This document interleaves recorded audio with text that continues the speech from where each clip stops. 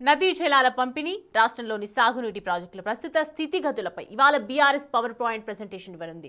ఉదయం 10 గంటలకు తెలంగాణ భవన్లో మాజీ ఇరిగేషన్ మంత్రి హరీష్ రావు ఆధ్వర్యంలో ఈ కార్యక్రమం జరగబోతోంది.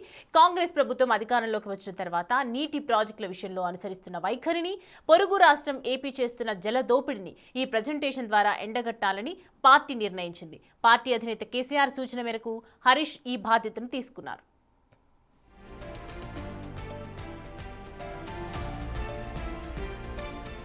పాలమూరు రంగారెడ్డి ఎత్తిపోతల పథకంపై కాంగ్రెస్ సర్కార్ నిర్లక్ష్యాన్ని ఆయన వివరించనున్నారు. ముఖ్యంగా పోలవరం, నల్లమల్ల ప్రాజెక్టుల ద్వారా ఏపీ నీటిని తరలించేందుకు చేస్తున్న ప్రయత్నాలు, వాటిపై తెలంగాణ ప్రభుత్వం మౌనంగా ఉండటం వంటి అంశాలను గణాంకాలతో సహా చూపించనున్నారు.